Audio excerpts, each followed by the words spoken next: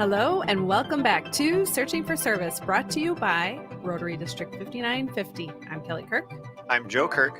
And I'm Chad Larson. And before we introduce our in-person guest, Chad is going to remind us of our show's sponsor. Well, we want to thank Russell Hampton for sponsoring us. They are the #1 printer for Rotary in the country. You can check out, if you're watching, some of the swag they have printed for us.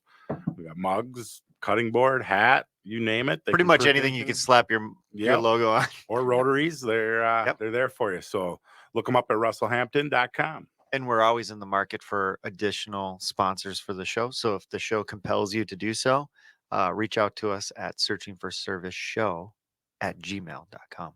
There you go. Thanks, guys. Appreciate it. Well, it's always nice to have a guest in person here at the studio. So we want to welcome Natasha Grad. She is the president of the Rotaract Club for Dakota County Technical College. Welcome. Yeah. Hi, guys. Thanks for having me. This is cool in person as well. So we are happy to have you. So really, we want our listeners to have the opportunity to get to know you as a guest. So I'm going to ask the first question. I usually do. Where are you from? So I'm actually from Eagan, Minnesota. Okay.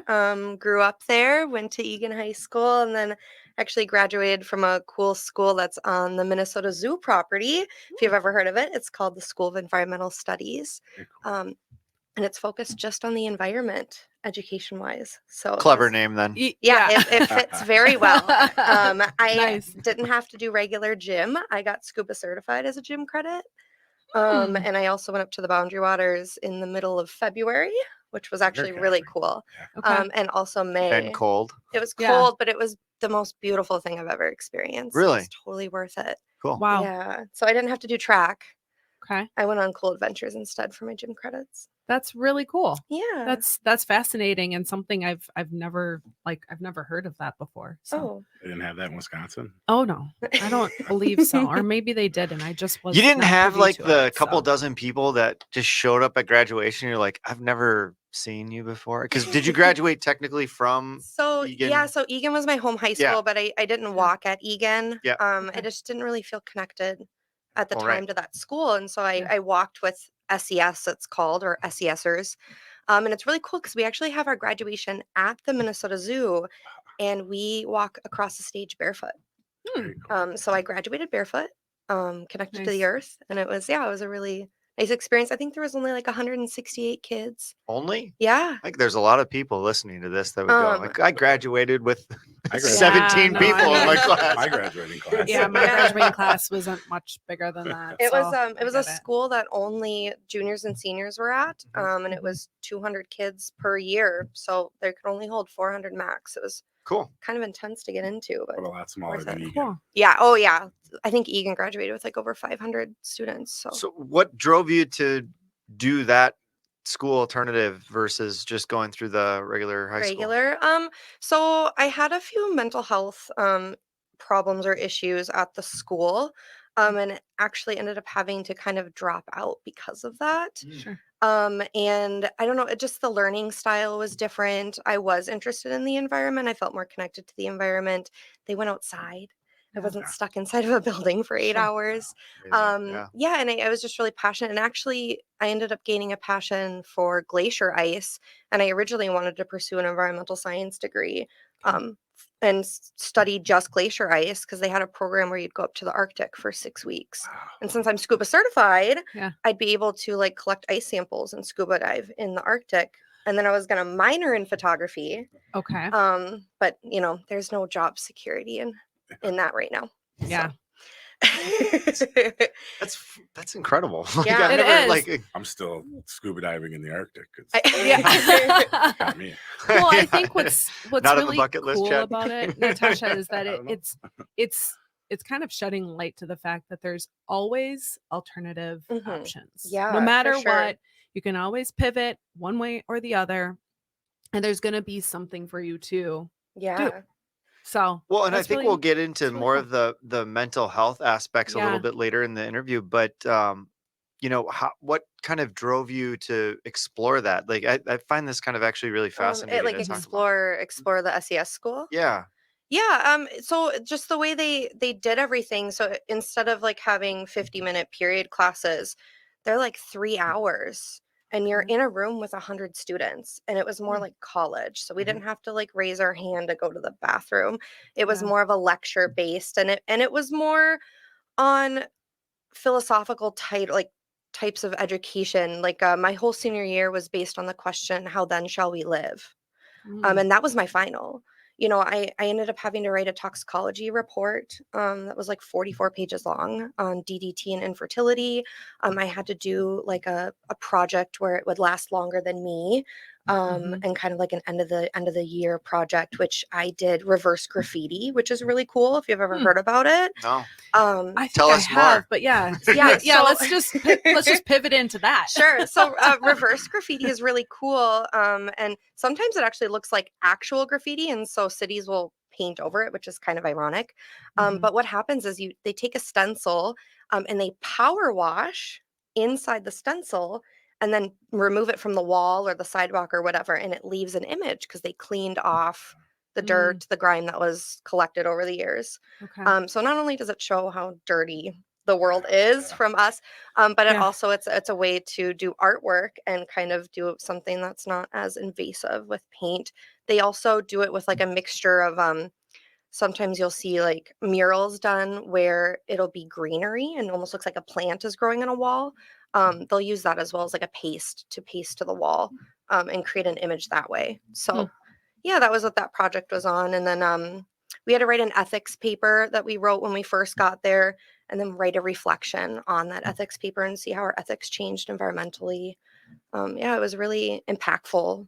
Yeah. I love the thinking behind it. Yeah. It requires you to challenge your own beliefs and the Yeah. way that you the way that you perceive the world, and that Well, there's and more than one option. And we covered challenging topics that you wouldn't see in a normal high school. I mean, I had to study different religions, when we had conversations about different religions and how that environmentally impacts everybody. Mhm. We talked about, the overpopulation of the world and, what should we do about that? What is ethically correct in order to do population control, and looked at all the history of that. And That's fascinating. yeah, so you have these, 17, 18-year-olds discussing these really intense, high topic Mhm. questions. And I just feel like it really propelled me to kind of think larger than just my little community, and really Mhm. pushed me to be a little bit farther and say, hey, look at, I can do this. Like, what's stopping me? Yeah. Wow. That's cool. I am a little like mind blown right now, to be Yeah. honest Yeah. with you. So it's Sorry, we kind kind of of a little different direction. no, But no, it's No, okay. this is It's this challenging is the cool my thing about like this thought show. We go process, wherever we want. right? yeah. It's challenging my thought process, and since like I'm pretty far removed from the high school scene, but you still have the narrative that's Mhm. in place on like this and then this and then this and Yeah, what then you're this. supposed to do, right? Right, Yeah. right, exactly. Yeah, well, while everyone was learning, American history and stuff, I was learning how to survive in the winter. I was Yeah. learning how to build fires, build shelter, Mhm. how to identify plants, So when the animals. zombie apocalypse comes, we're calling you. Give me a We call. need to connect with you. Yeah. We're gonna go Okay. scuba We diving need with to become your best friend. Yes. We will live underwater. It's fine. Yeah. Yeah. I know when we talked off air, so you also have, for most of your life, participated in pageants, right? Yeah, I have. I've been Yes. doing pageants for over 15 years, Cool. which is really cool. And I'm not the stereotypical pageant person, as I have a huge tomboy side to me, which is why I was put into pageantry. In my own personal life, like I drive a really cool sports car. Nice. It's a Nissan 350Z convertible, 6-speed. Okay. I've got a couple motorcycles, just kind of like those stereotypical I- things you would not I'm not imagine gonna- One's not enough a for pet. you. No. Yeah. I have like a CBR sports bike, but then I also have a Honda Grom, which is kind of more like a little pit bike. Okay. It's just kind of fun to. For our listeners who Yeah. are not actually like here in studio to physically see Natasha, when she walked in, my first thing that I noticed were her shoes, which are high heels and they're Mhm. sparkly. So when you're hearing all of this, it's like it challenges And again. they're pink. And I drove here. I just want everyone to know I drove stick here in these shoes. So Mm. it is possible. That's awesome. It's awesome. Okay, but so back to the Yeah. So, pageantry. when I was a child growing up, I was a huge tomboy. And my grandmother, bless her heart, was like, Natasha, you need to start acting more ladylike. You're getting older, I'm going into middle school. You need to start, acting like a lady. You're going to be a young woman soon. We need to start working on your manners. And so my grandmother signed me up for the local Miss Egan pageant. Was the Nice. first time I was wearing heels, first time in really a dress. I tripped going up the stairs onto the stage. My Like, it gosh. was like the worst thing I could think of. I was really shy. I never really interacted with other women in my life because it just made me uncomfortable for some reason. I guess maybe I wasn't into the same things they were. I tended to hang out with more men, more boys. And so I did the whole program, which actually was really funny, and I didn't realize until I started doing Rotaract and Rotary events, that the Egan Rotary was actually part of a sponsor for Miss Egan back when I originally did the pageant. Interesting. Yeah, crazy how life does that. Yeah. Coming full circle at you. Yeah, so I ended up winning the queen title for my age division. Don't know how that happened. And then all of a sudden, my next year was a whirlwind of going to multiple different events around the Twin Cities metro, parades, coronations, volunteer events. I got to meet so many people. It forced me to, go up to a strange group of women, young girls, and introduce myself and start a conversation. So it really forced me to get out of my shell and start to be a little bit more not shy and maybe a little bit more ladylike. Yeah, and it was a great experience. I kind of have a funny story with that. So I don't know why. They gave us all white dresses, evening gowns. And I love food. And so there would always be food. I'm like, I know where this is going. There would always be food at these coronation events, and like the Mhm. worst type of food. I'm talking like little desserts. Spaghetti and Yeah, like- no, yeah, and I'm like, always kept spilling everything. So my director actually ended up making me a bib that we would Nice. carry around with us. So whenever we'd eat somewhere or whatever, I would have my royal bib on Love it. to cover the white dress, and I never wore a white dress again My for that gosh. reason. But yeah, so I ended up I don't wear falling. white shirts either. You're so funny. I don't. Anyways, proceed. Yeah, so I ended up falling in love with the year of service that comes with the crown. Okay. And I was hooked after that. I tortured myself and put myself through the pageant portion in order to get that year of service. And throughout the years, I kept doing it. I ended up being Miss Egan my senior year of high school, which was a really cool experience. And then afterwards, I was like, what's next? And a lot of the ambassador programs around here, they kind of end once you're done with your, grade school, high school. And I didn't know where to go. And so I found out that there's actually state and national pageants out there. So I was like, you know what? If we're going to do this, let's do this, right? So I went the state national route. And after I made that decision, I did it in the honor of my grandmother. So Oh, yeah, now I always feel like she's on stage with me and probably that's so very proud to wonderful. see how much more ladylike I am. Yeah. Not fully, Though but you're keeping those ties yeah, to the tomboy. keeping those I ties. love I can it. never get rid of it. But yeah, Roll so out on stage in your Honda. Yeah. Yep. it's definitely a talking She's point. representing. She's representing. But Yep. because of that, I've held 5 Miss Minnesota titles. I've held 2 national titles. The most recent, I was the national Miss for American Royal Beauties for 2022. And having those opportunities led me to creating a platform of something I'm very passionate about, which is helping to educate and end the stigma against severe mental illness. Mm. So that's been a very big passion of mine, and that's something that I have dedicated my life to for the past 15 years. And it's something I'm going to be continuing now throughout my life. And it was really cool having that national title because, you're able to do this at a national level. You're able to talk to people nationally, really gain awareness on an issue like that. Okay. So I'm going to just unpack some of this Yeah. stuff here. First, I want to ask the question, where is this passion deriving from? Yeah. So the passion for my platform has to do with kind of a personal story to mine. So I've struggled with mental health my entire life. Okay. It's something that wasn't picked up necessarily quick enough. and people around me didn't notice. And so I started self-harming at a young age.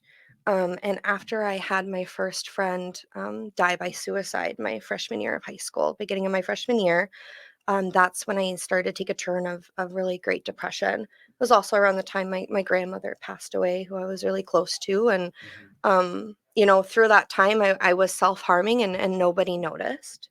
Nobody noticed the signs. And so when at school, they brought us into a room and was like, hey, if you are feeling this way, come talk to a counselor. And so I did. And the counselor didn't take my message as serious as it should have been, and had informed my parents that it was just for attention, which led me to having my own first attempt my sophomore year of high school. Okay. And that led me into being hospitalized for a little bit, trying to come back into school, and just wasn't able to do it with all the social. I was bullied my entire life, and Yeah. so being around those people and kind of in that same environment where I associated all these negative emotions just made it really difficult to cope. So I ended up having to drop out of high school, which was really detrimental to me because education is a huge thing for me. And with my mental illness declining, I was going from an A student to failing all of my classes. So there were Wow. signs and symptoms out there, but at the time, it wasn't really talked about. No. People didn't really know. I'm a little bit older. I graduated high school in 2013. So, this is happening 2009, 2010. Um, my parents grew up in an era where mental health wasn't really talked about. Yeah. It was kind of brushed under the table. We deal with our issues ourselves Yeah. and we don't Yeah. talk about it. And so yeah, after my first attempt, it kind of spooked my parents a bit. All of a sudden it resonated a little bit Yes, more. like, where did this come from? Woke And them up. yeah, and so then it led to a really long recovery, where I was originally diagnosed with depression and anxiety and was told that I'll grow out of it. So that gave me hope, like, hey, I'm gonna become an adult, everything's gonna be fine, I'm gonna be normal, it's Yeah. fine. But at the time, I'm wondering, okay, like, why am I having these thoughts? Why am I wanting to hurt myself? Why, why do I hear things? Why do I have Yeah. auditory hallucinations? Like, what is going on? It can't just be depression and anxiety. Yeah. And so then I had my second attempt, my junior year of high school, and ended up for a little bit leaving SES and going to a special school for therapy. Or it was therapy for most of the day, and then school. Well, that kind of came to bite me in the butt later because I was going to an environmental school and Yeah. they did not know how to teach that. Yeah. So I ended up having to do night school my senior year of high school. Okay. And thankfully, I was able to graduate on time. Took a Wow. lot of work from my Yeah. end, but I was determined and I did it. Um, and then I had my third attempt when I was about 20. And that's when I finally got put into the adult system, right? Because during this time, my mom's even asking the doctors, like, what can we do for her to stop, like, cutting herself? What can we do for her to stop harming herself? And they just look at me and say, well, just don't cut. What are you going to, like, there's nothing you can do with that. And so I finally got into an adult program where they looked at me and said, you don't have depression. And I was like, what are you talking about? Obviously, I have depression. Like, Yeah. I've attempted suicide. What are you talking about? And I was then properly diagnosed with what I have now and was informed that I have what's called borderline personality disorder. And I also have bipolar disorder, Okay. CPTSD, and anxiety. And then they Okay. threw in seasonal depression because, we live in Minnesota. So, and when I got Just to that, feel Yeah. welcomed with yeah, of everybody Yeah. else, course, right? Yeah. it's everyone else here has it. It was just kind of thrown in at the end, just a little kick. Yeah, so it was kind of like, what is this? I've heard of bipolar, but I had a stigma against it, right? Yeah. Oh my gosh, those people are scary, they're violent. Nobody wants to be with those people. And what is this borderline personality disorder? What is BPD?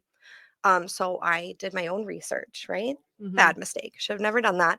And I just saw all this negative stuff online, this very big stigma around people, especially with borderline. And borderline ended up being kind of like the main mental illness that shows itself more in my life.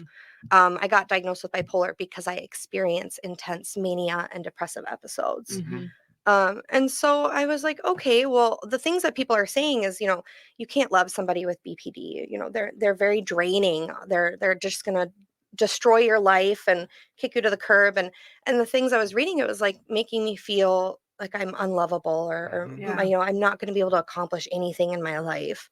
And I looked at my life and said, well, that's not possible. Like, look at everything I've been doing so far, Yeah. and so I wanted to change the stigma, right? I wanted to educate people. And before this, my platform was just strictly about mental health, like raising awareness. I've lost multiple friends to suicide. Most recently, just this past December, I ended up having a Wow. friend die by suicide. So it's a very continuous thing. And not only my life, but other people, just being in a room of strangers, at least one person has known somebody or has Mhm. been associated with someone who has died by suicide. Yeah. And so originally it was just to get that message out there. But now with my new diagnosis, I added to end the stigma against severe mental illness, because, I started to be more open with people about it, and had lost some friends, Yeah. had lost some people in my lives because of my diagnosis. Sure. And it led into a lot of therapy. I tried to do certain routes, certain medication. It's very difficult to figure out what medication works, and The I'm balance, I'm sure, can yes, be and very I'm challenging. still even struggling with medication, and trying to be on it for a long enough time for it to actually make effect. And Mhm. it's called med management. Yeah, and so it's just been kind of a crazy journey. But now, even though I still struggle, right? I still sometimes have those thoughts. Mhm. I still sometimes do harm myself. Not that I want to, but sometimes you slip up. It's kind of like an addiction. Yeah. It happens. I just have to be gentle with myself, and I make sure I have the resources around me. I'm in therapy twice a week. I do a group dialect behavioral therapy on Mondays, and then I see an individual therapist on Wednesdays, and also have the support and kind of that team, and a safety plan in place for when I am having like what I call an episode, or I'm Mhm. not, really there. I'm when that happens, your mind kind of goes to a different Mhm. area, and you're not Yeah. yourself. And I sometimes don't even remember what happened. Sure. So Something I want to hit on yeah. is when you were telling your story here, something that you said that really stuck with me was when you were able to almost like watch yourself and then go, "Oh, that's not and you kind of contextualized it with a lot of the stigma that you saw, Hmm. doing your own research, and you were like, "Well, that's not my life. That's Yeah. that's not how did you get there?" Because I Yeah. could see it so easily being like, "See, Yeah. see, this is why I'm Yeah. feeling all of this. Of course, I can't be anything." But like, what Mhm. got you to where you could Overcome. look at your situation from an objective standpoint instead of being so locked into it? Because that's got to be something that is difficult to It do. is, Sure. and it's still something I struggle with every day. Mhm.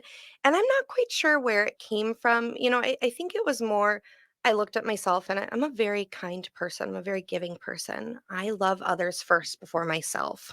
Mhm. My mom raised me to be very kind. Growing up, my mom was disabled. And so I was already introduced to that world, and be nice to people. You don't know what they're going through. You don't Mhm. Yeah. don't know what their life is like. And so I was always wanting to help other people. I was always, volunteerism was a very big thing for me. And after joining pageants and seeing like the difference I can make in my community, even as like a 12, 13-year-old girl, it was just something that I kind of held on to and grasped and said, hey, like I'm extremely kind to people. I'm very nice. I love people, and I do all this volunteer work. I do make the world a better place Yeah. somehow, so I can't be all bad. Interesting. Yeah. Were you going to ask a question, No. Chad? Okay. So our current Rotary International president, Gordon, Hmm. are you aware of what his like mission is I am not. No. so I hate to say that since Mental I'm mental on. health is it one is of around the Really? mental yeah. health. I didn't know Yeah. that. So I mean if you haven't learned a little bit about that, it certainly is a great opportunity to just kind of help connect the dots. Yeah. So I guess it actually answers my question if that was some sort of like tie to that as well. Oh, like But why yeah. she joined Rotary Yeah. or Yep. Rotaract. Mhm. Yeah. Do you Yeah. want me to explain why I joined Of Yeah, course. that'd be Rotaract? great. Yeah, of Yeah, course. Because obviously so- it's not that. No, that just happens to be a coincidence actually, which is Okay. really great to hear and see that, other organizations have that same passion, or other people have that same drive and passion that I do. Because what I've done on my own has been kind of difficult. I've gone out and spoken to adolescents and young adults about my story, Mhm. the signs and symptoms. I spoke with parents, like Yeah. what it looks like, or how do you deal with a loved one who may be experiencing severe mental illness, and Sure. also just kind of introducing them to someone. Hey, have a conversation like we are now, Mhm. and then I spill the beans, right? Tell them, hey, look, Yeah. I have all of this. And a lot of times they're shocked. They don't believe me. Yeah. They're like, I don't get it. You're so normal. You can juggle so many things. You seem like have a normal lifestyle. And I always tell them, yes, yeah, from the outside I do, but you don't Mhm. see me at home. You don't see the struggles I have Yeah. daily. You don't see the extra steps it took me to get where I am. It takes me like 3 times more work to be able to do what the average person is doing. Mhm. And so I found out about Rotaract because I went to college for the 3rd time, and ended up going for photography. Um, and I chose the best time because it was right before COVID happened. Yeah. And so, second semester, I'm going full time. Never thought I'd be able to do school full time because at the time, was never able to hold a full time job. So, full time school was kind of challenging for me. And then lockdown happened, and I'm supposed to be taking pictures of people and, Yeah. doing that. So, the program got, paused for momentarily, and I ended up, working on a minor in entrepreneurial business, and it led me down a path of digital marketing, which is really cool. And now, I completed my associate's degree, which I never thought I'd be able to actually get a degree anyway. And now I have an associate's in photography and a minor in entrepreneurial business. And this spring, I am about to graduate with another associate's in digital Nice. marketing. Very Um, nice. and so my last year of college, with COVID happening and things slowly starting to open up, this past year has kind of been really the first year that we've been fully open, right? Things have kind Mhm. of gone back to normal. We still have like online programs, like my digital marketing program is strictly just online. But I wanted to get active in school. So I do way too many things now. I'm the campus liaison for the Student Senate. You keep yourself There busy. I do. Well, I have a saying, I'm too busy to be sad. But yeah, so I do that. One of my friends, really good friends, Alexis, that I met through school, introduced me to Brett, my advisor, and said, hey, look at Rotary. Like, they volunteer, they do a lot. And she knew about my background with pageants. And at Mhm. the time, I had just passed my national title, and I was like, I kind of need a break from Yeah. pageants. I need a break, kind of figure out what my next steps are, where I want to go. Um, and got introduced to Rotaract, and it was kind of that outlet for me to still have that volunteer outlet Yeah. without having to have a title and that Yeah. pressure of an added thing while I'm trying to just finish my education. Mhm. So I was introduced to that, ended up learning kind of about what the club at the school does. And, I'm the kind of person that if I'm going to do something, I'm going to fully do it. So I Yeah. was like, you know what, let's just go for it. Let's run for the president position. Nice. And I ended up Good getting for Sound you. like you sound like a lot of Rotarians Yeah. that are yeah. And Yeah. I've done that It's with a kind of lot of other innately in things, us. other things on campus. I'm part of the Alumni Foundation board now. I'll be staying on that after I graduate. I'm the president for the Minnesota State chapter for Business Professionals of America. I'm on the executive board for Pi Theta Kappa, which is our honor roll society. I do social media for them. Also help do some social media at the school. So very, Wow. very, very involved. I've always lived a very busy schedule. And so now that pageants weren't a thing, I wasn't having, 10 appearances a week Yeah. anymore. I needed to fill my free time with something else. And yeah, I ended up really like getting to know Brett and getting to know kind of his passions, and told him about my platform, and he was like super supportive, and I just hit the ground running. And I think this is like the most active our club has actually been at the school. We do a minimum of one volunteer event a month. I Yep. mean, even just this past week, Monday I went to the press release of Rotary International being here. Super cool. Yes. Got to experience that. Tuesday night, we did a Feed My Starving Children at a mobile pack, which was super cool. It was at a church in Lakeville. And then Wednesday morning, we went to, with Rosemount Rotary, they held kind of an informational session about fentanyl and the experiences that our state is having with it. So, and then now I have this today. So like my whole week has been full of just Rotary events.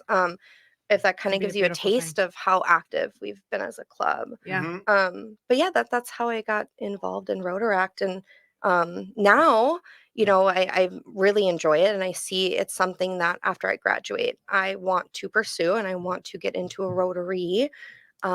And once again, I'm going to run for president. So Edina Morningside is always taking new members. okay. In case you were wondering. But there are many wonderful clubs. Yes, there are. Yes. And perhaps you choose it based As long off as the it's in District specific 5950. location. Yeah. So I have a couple of questions. Sure. And I'm taking a peek at the time too. So I'm going to be We're cognizant good. of that. Yeah. But first, with pageantry, Yeah.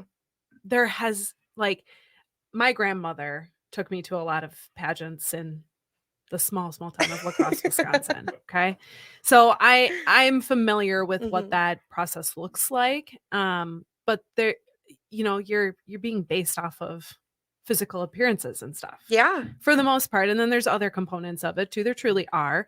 But there has got to be so much mental health around that, and just challenges that that most of the gals encounter. Yeah. So let's talk about that a little bit. Some of the stuff that you've encountered, other individuals who have been a part of the pageants that you've made friends with that have encountered some of these issues as well. Yeah. So, great question. Thanks for bringing that up. The stigma, once again, stigma Oh yeah. about pageantry.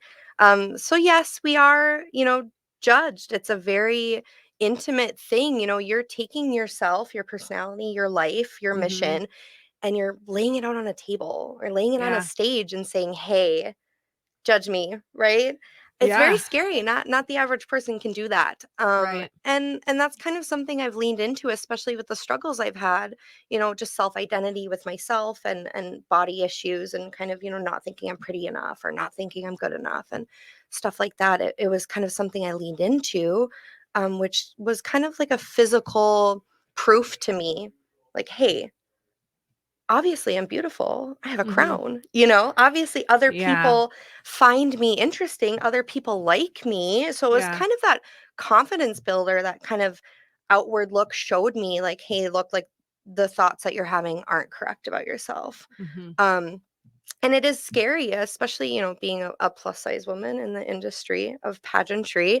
I compete against straight size women. I compete against size 2, and I still even win at the size I'm at. And so something they do, which I think is really cool, that not a lot of people know about, is when they're judging you, right? Like during evening where they're judging you on your looks, Yeah. they're really judging, how does that dress fit your body shape? How does that color complement your skin tone? How does the way your hair styled or the makeup choice that you chose complement you and your features? And so you really need to know your body. You need to really know what looks good on you, what doesn't, Yeah. trying out those different things. And so they're really judging you individually based on you, who you are. And then at the end, they just add up all the numbers. Okay. One of the biggest parts of the competition, which a lot of people don't know about, but the number one part is interview. That's usually 50% of the total score, and that's where they really get to know you. It's like a 4-minute thing. Sometimes it's a panel interview. Sometimes it's a table intimate interview. Panels are my favorite, but then I don't have to repeat myself. Yeah. But then they're able to answer those intense questions. And especially with me, being in an older age and the kind of platform I have, sometimes that can get really heavy. And you've got 4 minutes to tell my story. I've got 4 minutes to tell them, why I want this national title and what I'm going to do with it, right? Show them my business plan for the year, because that's what it really is. Yeah. You're given this opportunity. You're really being the face of this organization. Sure. What are you going to do with that opportunity? And so a lot of it is more mental and kind of how you hold yourself. Are you confident on stage? Are you giving eye contact? Do you look and feel like someone that's comfortable in their own body? Hmm. And so that's kind of been what's helped me gain confidence in myself. And I've had some people say, that's a very superficial way to gain confidence, Natasha. And yeah, I mean, Yeah. maybe a little bit, Yeah. but when I'm having those really hard days and I look up on my bookshelf and I see my crowns up there, it's what pushes me You, forward.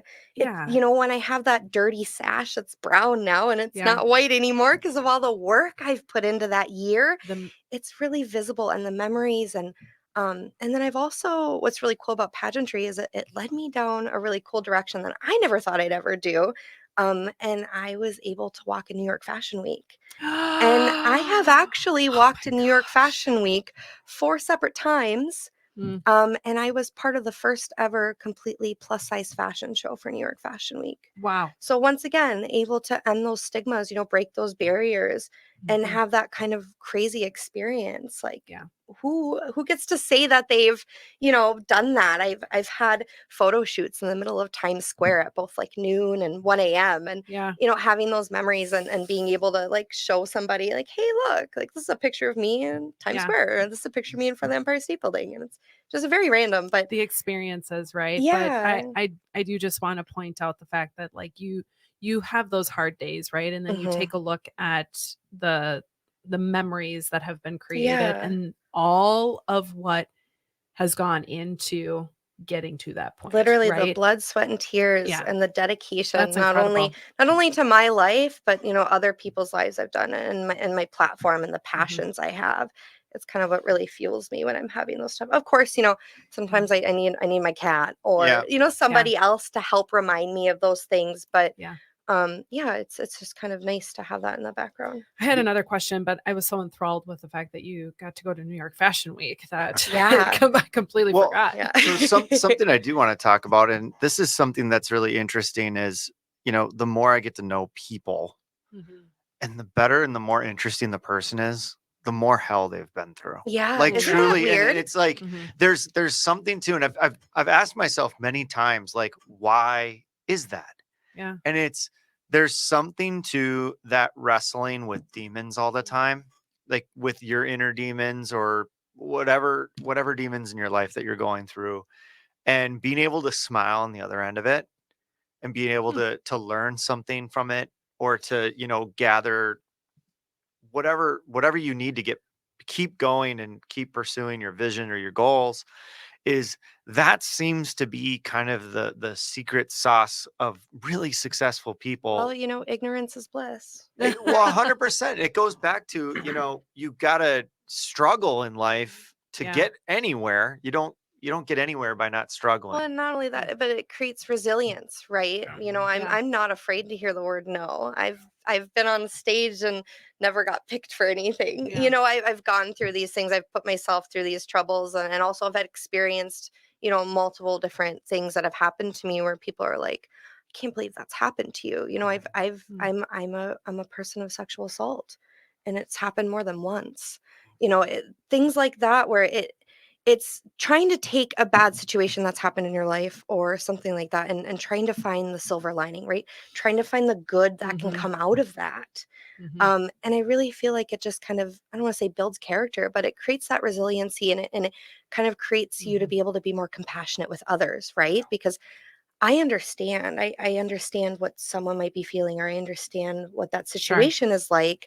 I'm able to connect more with that person. I'm able to make more deeper connections, more impactful, meaningful connections with someone, Compassion was the word that came to Yeah. my mind too. which So I'm which glad is you said important that. in this world because we're so involved in our own technology and our own lives that sometimes we forget that other people exist, and they also have feelings, and they also experience things that we don't know about in our daily lives, and they also might be having a hard time, but Mhm. we don't see that because it's private and it's behind closed doors. Well, and it's also probably core to why you serve.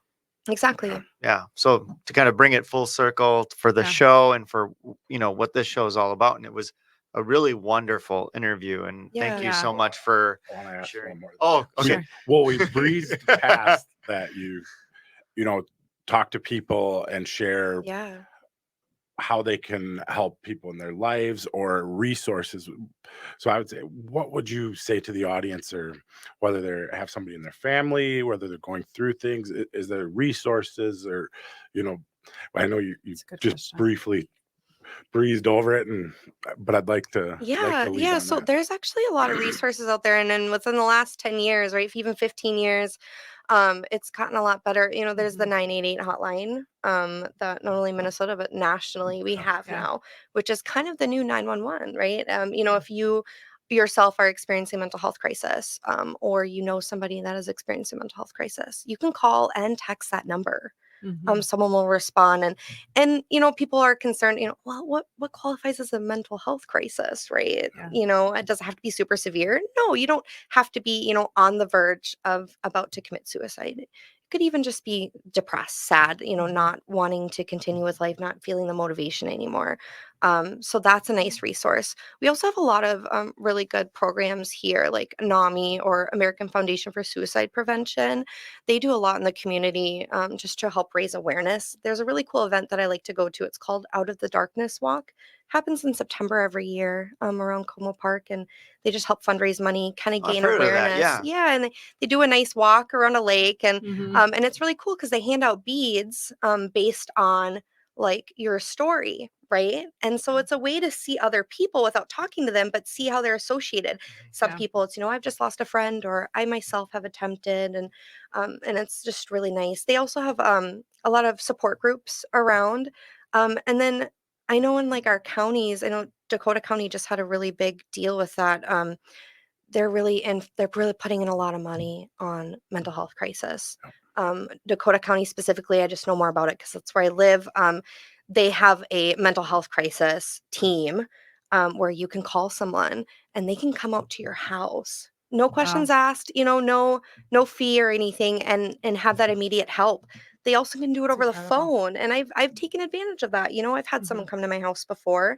I've called somebody on the phone and worked through a problem, and they've been that person that's kind of helped me get back to zero, Sure. right? On Yeah. whatever extreme I'm at.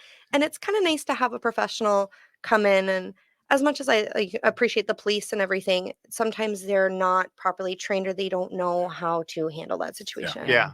Yeah. Another thing you can individually do is they have some trainings, right? One of the trainings I went through is called mental health first aid.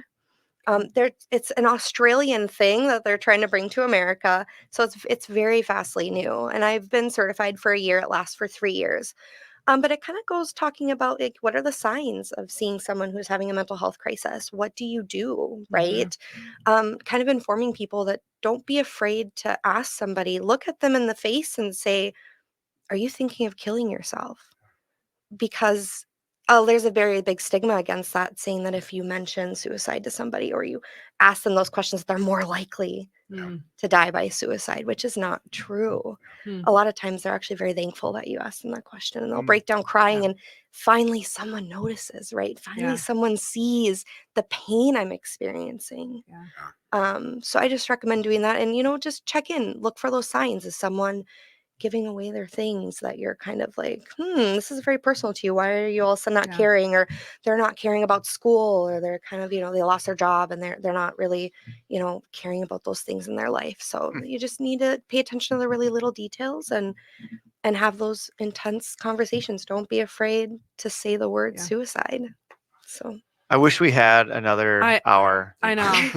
Well, and well, I'd it's always love to come yeah. back if you Yeah, ever Yes, want you're more than to welcome to come talk. back.